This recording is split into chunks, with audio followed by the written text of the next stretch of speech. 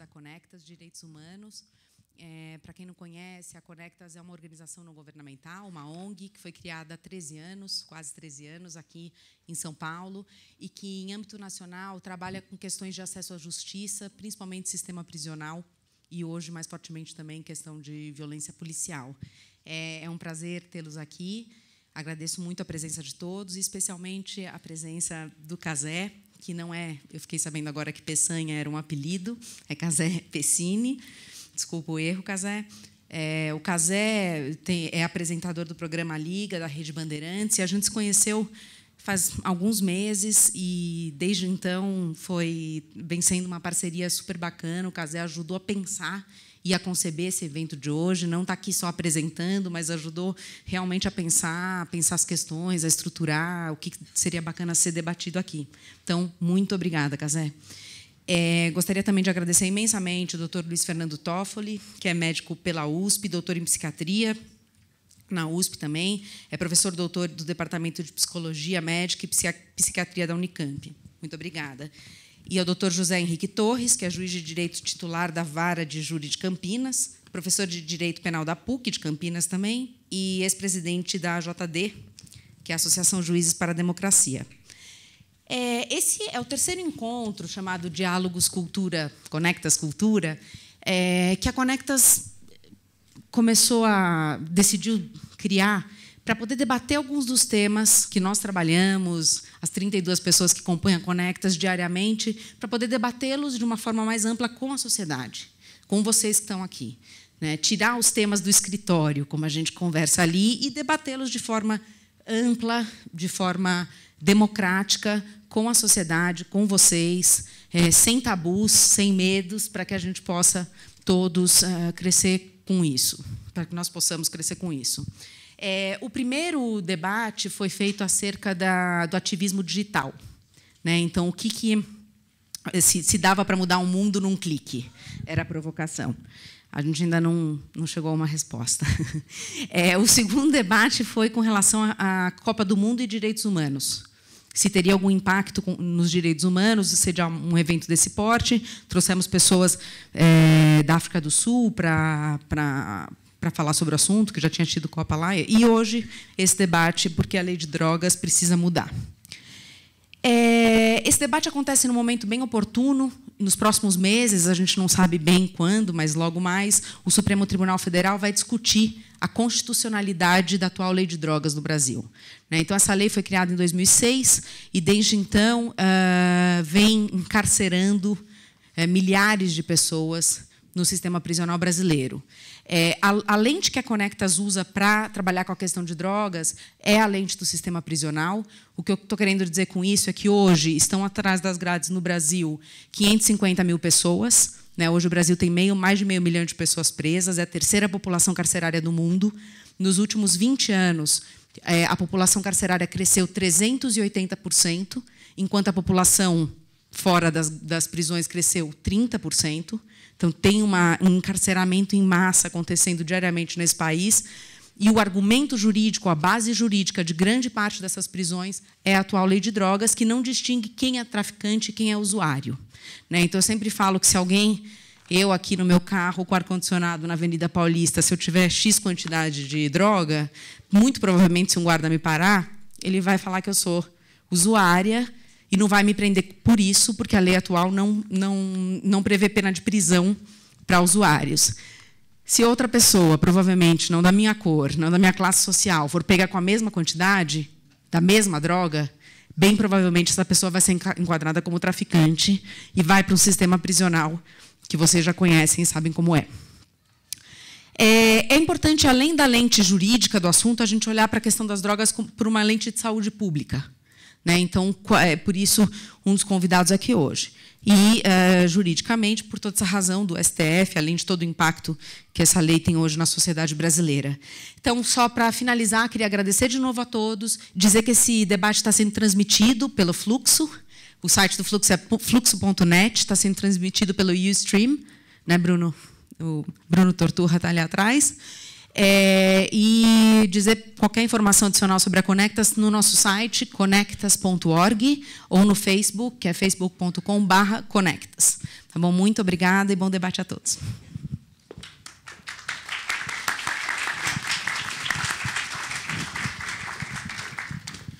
Boa noite a todos. Então, está começando mais uma edição do Conectas, ou do Diálogo Conectas Cultura, e no episódio de hoje a gente tem Por que a Lei de Drogas precisa mudar. Antes de mais nada, muito obrigado pela presença de todos vocês aqui nessa segundona, 7 da noite, 7 e pouco da noite.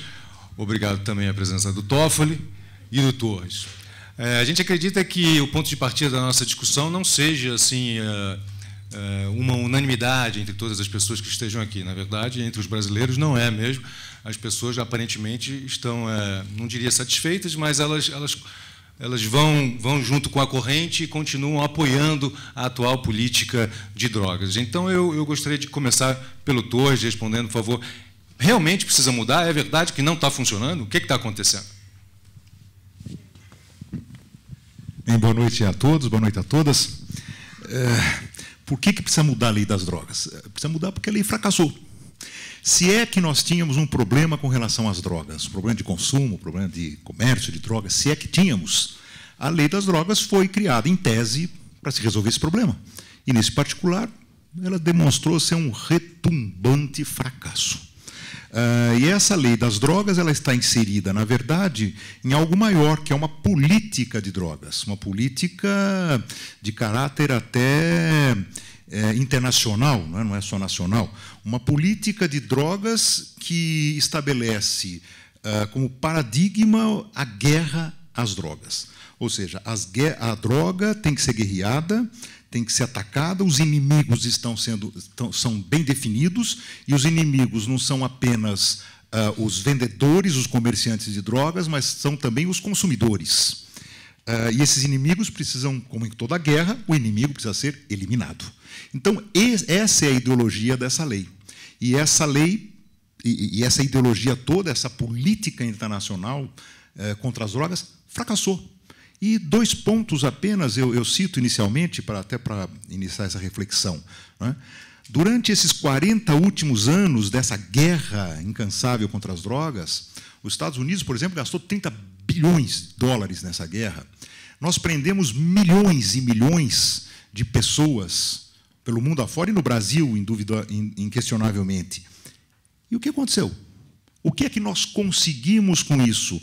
Com esse imenso investimento na guerra contra as drogas, com essa imensa prisionalização. O que é que nós conseguimos?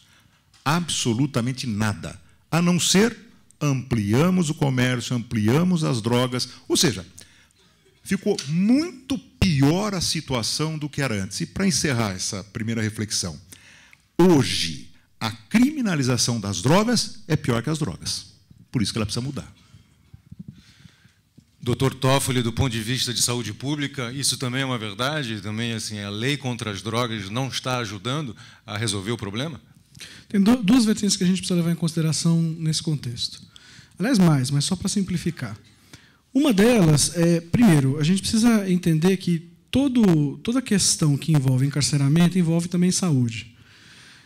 E também os efeitos colaterais dessa guerra, que é o número de assassinatos. Né? O nosso país é um dos campeões mundiais nisso, e tem taxas altíssimas, como vários dos países da América do Sul e da América Central, que são locais de passagem, que foram, né, de certa maneira, colocados nessa chamada declarada guerra às drogas, com esse nome declarado em 71 pelo Nixon, né? Todo esse processo também é uma questão de saúde, né? O encarceramento, ainda mais, né? Dentro de uma situação onde não há um investimento adequado em prisões ou na reabilitação, né? E a gente tem, né, lugares que são absolutamente insalubres, né? E ainda há gente que defenda, né, que acha que é pouco, que bandido tem que ficar em lugar desse tipo mesmo, só que não se dão conta, né, de que um dos efeitos colaterais da absoluta situação de animalidade na qual essas pessoas são submetidas é o reforço de facções criminosas que vão dar aquilo que o poder público não coloca. Então, a maneira como está funcionando essa guerra, né, destruindo, de certa forma, essas pessoas, ao mesmo tempo reconforta e dá poder às facções organizadas de crime, né? Do ponto de vista da saúde mental, é absolutamente óbvio, né, que esse processo de encarceramento de uma pessoa que, quer seja um usuário que foi preso como traficante, que isso acontece com muita frequência, quer seja um varejista das drogas, ou seja, um cara que simplesmente vende, mas não está envolvido diretamente com violência, né, isso claramente vai ter um impacto na saúde mental dessa pessoa. Existem outras questões aí também vinculadas ao acesso, né? Todo o preconceito ligado à questão, né, do universo das drogas mina a capacidade do acesso à saúde, né? É claro que isso pode ser minimizado através de determinadas ações, né, da própria saúde pública, mas a pessoa sabendo que está fazendo uso de uma substância que é ilegal, ela demora muito mais tempo para procurar um sistema de saúde diante de um potencial uso problemático, né, que de fato é um risco que está sempre associado ao uso de drogas, né, vai demorar para procurar o sistema por conta de todo o preconceito e todo o estigma que está associado, né. Mas tem algumas pessoas... O tratamento do usuário de droga, o tratamento do dependente fica atrasado. Se atrasa. Nós, no Brasil, não temos mais o número de usuários de drogas injetáveis como tinha antigamente, né. Esse impacto é ainda maior nos países onde existe drogas injetáveis, e se você o percentual, por exemplo, de contaminação pelo HIV dessas pessoas é altíssimo se você não tiver um sistema que respeite minimamente a cidadania desses usuários, né? Então, isso é uma questão também de saúde pública, porque, evidentemente, o trânsito do vírus não vai ficar só confinado àqueles que usam drogas, né? Especificamente. Mas, de uma forma geral, né, dificulta o acesso ao sistema. Mas há quem diga, Cazé, que a guerra às drogas ela não é um fracasso, ela é um grande sucesso de controle de populações pobres e negras ou de populações minoritárias, né? Não sei se isso é feito com intencionalidade ou não, né? Mas, né, não deixa de chamar a atenção que a arma poderosa é o medo para o controle das populações, né? A partir do momento em que a gente coloca somente a faceta grotesca, né, e que existe, e muitas vezes como um efeito colateral dessa política pública de combate às drogas, e anunciado nos programas vespertinos, isso é forma de controlar populações, isso é forma de eximir, né, colocar no primeiro lugar, no primeiro plano, como problemática, substâncias que são inertes, né, são pessoas que fazem as questões. Então, a gente precisa olhar não só para as substâncias, mas também para as pessoas e os contextos. Entendi. Bom, essa é a primeira colocação deles, a gente vai aprofundar isso um pouco mais. Para vocês terem uma ideia, o juiz Torres, ele já deu decisões em processo de responsabilidade dele, declarando que a proibição ao uso de drogas é inconstitucional, ou seja, o Estado não teria o direito de proibir eu ou vocês de determinada substância. O senhor pode explicar para a gente assim, quais são as bases dos seus argumentos quando o senhor coloca isso? Bem, em primeiro lugar, eu acho que nós precisamos enfrentar essa questão da criminalização. Nós precisamos nos lembrar que a criminalização, que nós precisamos romper com esse mito da criminalização, o mito do crime. Eu não sei, bom, até eu sei, mas não vamos entrar nesse assunto.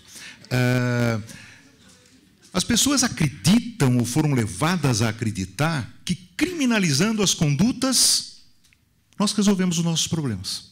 Não é? Essa ideologia da repressão, essa ideologia da criminalização, da penalização, vai resolver nossos problemas. E nós precisamos lembrar que o crime não existe. O crime não existe como algo social, antropológico. O crime é uma criação da lei. Então, por faz ou por nefas, o Estado resolve controlar uma determinada conduta. A sociedade tem uma série de formas de controle de conduta, não é? Formais, informais, a igreja, a escola, a família controlam condutas. O Estado, no seu instrumental civil, administrativo, tributário, controla. Extremamente forte, estupidamente violenta, que é a criminalização. É a arma mais poderosa que o Estado tem para controlar as pessoas. E, nesse particular, o Toffoli, então, tem razão. Quer dizer, por isso que eu disse um se. Se a política de drogas foi adotada para resolver o problema das drogas, ela foi realmente um retumbante fracasso. Mas, se, na verdade, nós admitirmos que a política de drogas é adotada como um sistema de controle social, de controle de pobreza, um instrumental extremamente racista, além de tudo, ela foi um sucesso. E o sucesso dela é demonstrado à evidência. Então, nós precisamos, primeiro, enfrentar essa questão. A criminalização das condutas não é a medida adequada para o enfrentamento dessa questão. E toda vez que o Estado se propõe a criminalizar alguma conduta, nós vivemos em um Estado de direito democrático, né? Reconquistamos, depois de muita luta, a democracia, fizemos uma Constituição, e há alguns paradigmas democráticos que precisam ser seguidos. O legislador ele não pode sair criminalizando condutas aí à torta direita do jeito que ele quiser. Ele precisa seguir princípios, né? E há vários princípios constitucionais que são flagrantemente violados pela lei de drogas, especialmente quando se fala em criminalização do porte de drogas para uso pessoal. E é isso que o que eu tenho decidido, e eu não estou sozinho nessa decisão, vários juízes no Brasil já estão decidindo nesse sentido, reconhecendo que a criminalização do porte de drogas para consumo pessoal, que está lá no artigo 28, por isso que eu ouvi muito falar em artigo 28, né? Está prevista essa conduta. Quer dizer, essa criminalização é inconstitucional porque fere princípios constitucionais e, especialmente, princípios de direitos humanos. E quais são esses princípios assim, que são feridos? Bom, primeiro, eu queria lembrar algo que é extremamente importante. Recentemente, a Corte Argentina, a Suprema Corte Argentina, a Corte Constitucional Argentina, enfrentou essa questão. Enfrentou essa questão e a decisão foi exatamente essa. E os paradigmas do sistema judiciário argentino e o nosso são os mesmos. Não é? E a Corte Argentina decidiu exatamente isso, que a criminalização do porte de drogas para uso pessoal fere de morte princípios constitucionais, princípios de direitos humanos, e por isso é inconstitucional, e por isso que, na Argentina, não há mais crime por força dessa decisão da Corte Americana. A Colômbia, a Corte Constitucional da Colômbia, da mesma forma, declarou inconstitucional a criminalização do porte de drogas para consumo pessoal. E eu cito rapidamente, há muita coisa para se falar sobre isso, mas rapidamente, para não me estender muito, o primeiro deles, o principal, depois nós podemos falar sobre direitos humanos, sobre outros princípios, mas um deles, que é um princípio muito óbvio, que é o princípio da legalidade. Para quem não conhece muito bem essa sistemática do direito penal, basta observar o seguinte: nós temos duas grandes colunas que sustentam o sistema de crime. É a conduta e o resultado. Ninguém pode ser... uma conduta ela é só criminalizada se ela causa o resultado. Só que tem um detalhe. Esse resultado somente pode ser criminalizado, a conduta que fere esse resultado, se esse resultado atingir terceiro. É inadmissível a criminalização da autolesão. O dano sempre tem que ser para outro, nunca para si. Ora, e essa lei, quando ela criminaliza o porte, ela é claríssima, é expressa. Ela dispõe assim, ela descreve o crime assim. Eu vou resumir, não é com essas letras, com essas palavras exatamente, mas é isso. É portar a droga, ter a droga, conduzir, levar a droga, enfim, transportar a droga para consumo pessoal. Ou seja, a lei está criminalizando o fato de alguém ter uma droga para consumir para ele próprio. Isso é dano pessoal. Se é dano pessoal, fere esse princípio básico, que é o princípio da legalidade, o princípio da ofensividade e da alteridade. Esse é um princípio. Há outros que nós podemos depois conversar sobre. Quer dizer, se você não lesar uma terceira pessoa, se estiver lesando somente a você mesmo, não é por isso que a autolesão não é crime. Não é? Mas você o Brasil é um país estranho, porque... Você pode chegar na frente do espelho e ficar se xingando, que não é crime. Mas no Brasil não é proibido por lei se suicidar? Não existe isso? Não. E nem tentar. Sempre falam, oi? Era esse ponto que eu queria exemplificar. Não é? Né? Suicida vai lá, se mata e ele é preso depois. Aliás, é muito efetivo, né? Mas não se mate, porque se você não conseguir, vai preso. A pena é de morte. Mas é o único caso de pena de morte. Mas falando sério, não é criminalizada a tentativa de suicídio. Não é criminalizada. Não, nem a tentativa e muito menos o suicídio. E a pena de morte seria um prêmio. Né? O cara tenta suicidar, não consegue. Pena de morte é prêmio. Então não é pena. Então não, né? De fato não é. Assim como a autolesão, a pessoa, né? Existem alguns transtornos mentais que as pessoas se cortam, se machucam, né? Isso também não é crime. Na verdade, existe um reconhecimento de que de alguma maneira essa pessoa está precisando de algum tipo de cuidado. Né? É um exemplo que eu dou, que eu acho que é muito esclarecedor em relação a isso, é quando a gente vai analisar as estatísticas de mortalidade do base jump. Né? Base jump, para quem não sabe, é aquela modalidade de paraquedismo, né, de queda livre, que o indivíduo se joga de lugares fixos na Terra. Então, num edifício, numa antena, numa ponte, um penhasco. Né? As taxas de mortalidade, aí, é claro, a gente precisa pegar dados, tem um grupo lá na Noruega que estabelece todos os dados, compila todos os dados dos que se jogam lá de um penhasco lá na Noruega. E os dados de mortalidade que eles têm lá são próximos das taxas de mortalidade de overdose dos usuários de heroína e morfina. Por que não se criminaliza, então, as pessoas se jogarem dos prédios, né? Ou no caso, se jogar do penhasco, né? Bom, aí, colocado dessa maneira, não é que eu esteja incentivando a proibição, muito pelo contrário. É justamente o contrário. A gente precisa olhar com as suas... Por que esse cidadão faz essas estatísticas? Né? Por que esse grupo, na verdade é um grupo, faz essas estatísticas na Noruega? Para se poder entender quais são as condutas que estão mais associadas a risco, de que forma que essa prática pode se tornar cada vez mais segura. Uma prática arriscada? Sim. Porém, não é proibida. A pessoa não vai ser presa. Se fizer isso, a menos que suba num prédio e seja preso por invasão de propriedade. Aí o crime é outro, né? Mas a ideia, né, de que você vai ser preso porque você está fazendo uma coisa que fez mal a você mesmo, não. Você não pode usar droga, que droga faz mal. Então, por causa disso, nós vamos fazer mal para você e você vai ser preso. Isso não tem a menor lógica. No entanto, a gente vive nessa... A gente está... o peixe não vê a água na qual ele nada. Nós estamos imbuídos numa sociedade proibicionista desde os anos 30, e aí foi cada vez mais isso foi se ampliando.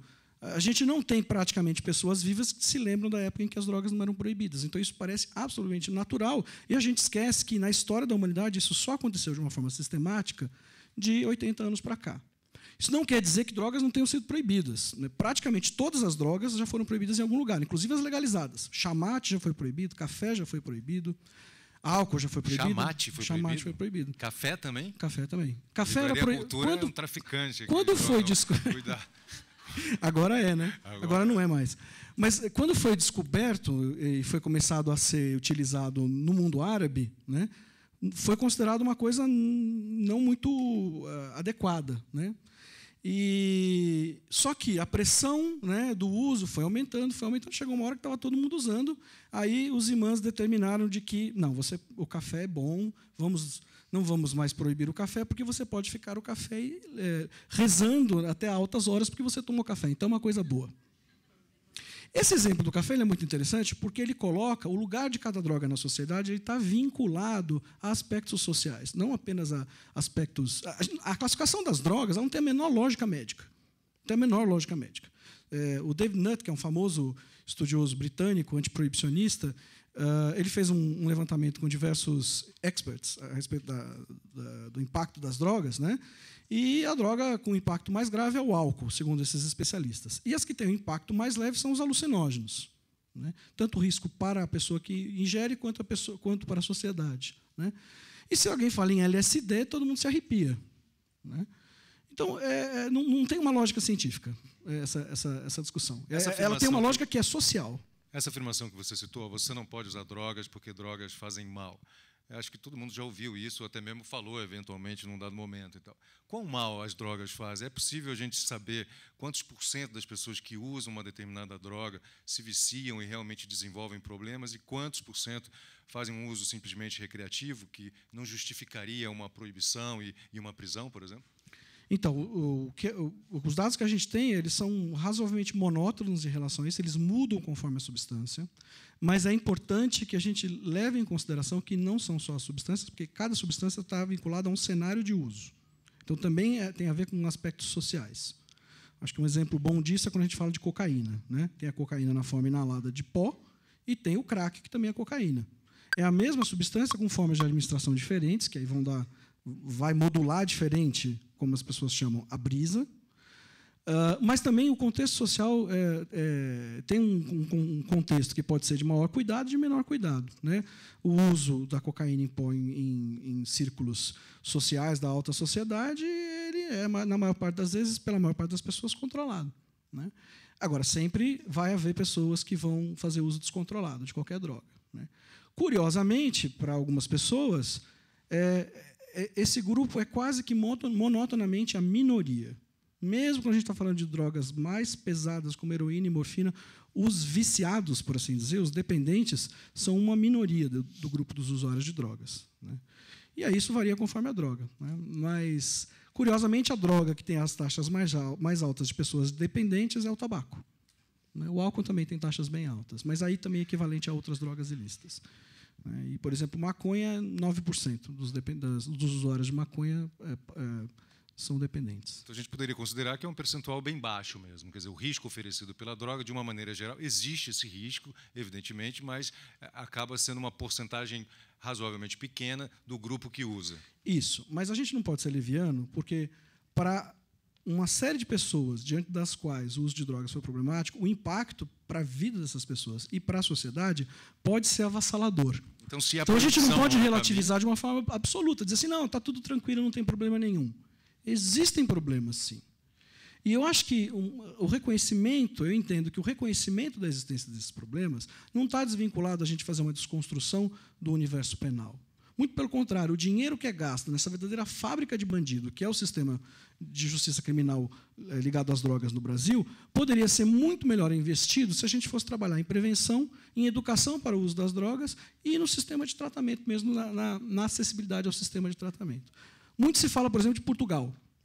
Portugal, já desde 2001, fez um processo de descriminalização de drogas para o uso, o porte de drogas para o uso. Falando isso, e aí a gente tem resultados que são bastante interessantes. Alguns não são sensacionais, mas a maioria dos indicadores é positiva. Como tudo que a gente analisa em política, você pode pegar o aspecto negativo e só ficar frisando o negativo. Eu tento fazer um olhar o mais amplo possível quando eu vou olhar para a questão. Então, em geral, o que a gente pode dizer é que, primeiro, o mundo não acabou em Portugal. E o que a gente teve foi, na verdade, quando teve impactos, foram impactos positivos, na sua maioria. Mas tem um detalhe que é muito importante, que no Brasil, que é esse país onde tudo parece que vai se resolver quando você muda uma lei, que é o seguinte, não foi só a mudança da lei no sentido de descriminalização. Houve a montagem de todo um sistema de acesso ao sistema de saúde, de acesso ao sistema de saúde para quem tinha contato com drogas, para que aqueles que tinham uso problemático pudessem acessar também. Então, é muito importante que a gente tenha isso em mente. Não é só uma questão de resolver... Existem princípios, eu não estou discordando do Torres, não, mas eu acho que a gente precisa ter em mente o quadro maior. Do ponto de vista conceitual, do ponto de vista do direito constitucional, do ponto de vista dos direitos humanos, não faz sentido a criminalização do usuário.